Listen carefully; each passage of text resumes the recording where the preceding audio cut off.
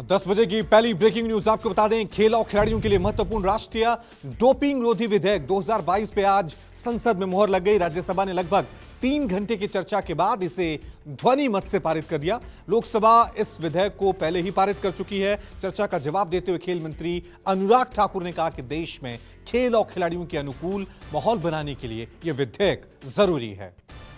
और दूसरी बड़ी खबर, नेशनल हेराल्ड मामले में ईडी ने बड़ी कार्रवाई करते हुए हेराल्ड हाउस में यंग इंडिया के ऑफिस को सील कर दिया है।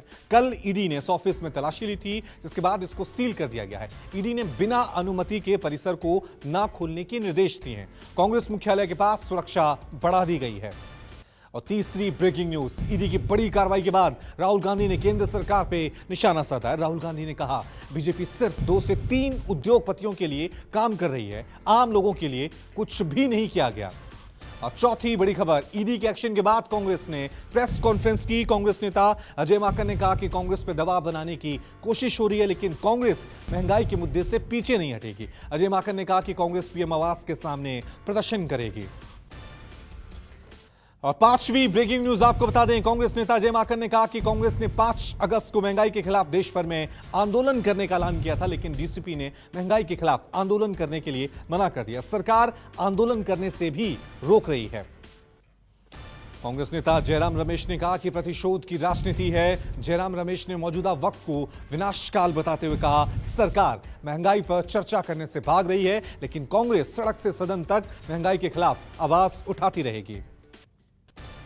ताइवान दौरे के बाद दक्षिण कोरिया पहुंची अमेरिकी स्पीकर नैन्सी पेलोसी। चीन की धमकी के चलते ताइवान दौरे के बीच नैन्सी के साउथ कोरिया के दौरे को लेकर संशय था। चीन ने एयर स्पेस न देने की धमकी दी थी।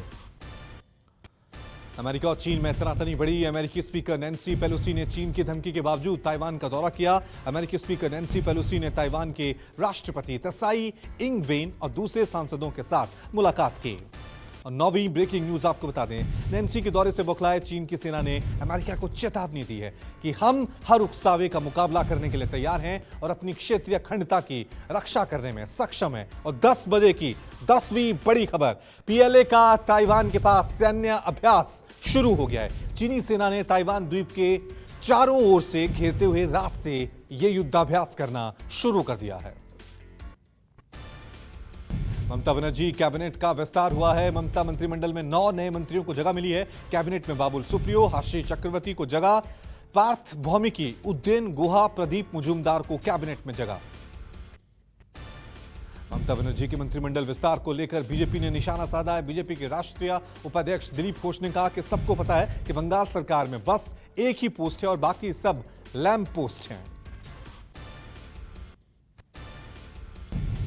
राहुल गांधी और प्रियंका गांधी समेत कांग्रेस के कई नेताओं ने नेहरू जी के हाथ में तिरंगा लहराते हुए प्रोफाइल पिक लगाई है। राहुल गांधी ने ट्विटर पर लिखा, देश की शान है हमारा तिरंगा, हर हिंदुस्तानी के दिल में है हमारा तिरंगा। प्रधानमंत्री मोदी के तिरंगा वाली डीपी पर कांग्रेस नेताओं ने संघ पे तंज कसा। जयराम रमेश और पवन खेड़ा ने ट्वीट कर लिखा, हर हाथ में तिरंगे लिए अपने नेता नेहरू की डीपी लगा रहे हैं, लेकिन लगता है प्रधानमंत्री का संदेश उनके संघ परिवार तक नहीं पहुंचा है। राहुल गांधी के नेहरू के हाथ में तिरंगा वाली तस्वीर को लेकर बीजेपी ने चुटकी कहा, अब तिरंगे में भी विपक्ष को बीजेपी दिखती है। बीजेपी सांसद मनोज तिवारी ने कहा, ऐसा कहां लिखा है कि नेहरू जी ने तिरंगा उठा लिया तो अब राहुल गांधी नहीं उठा सकते।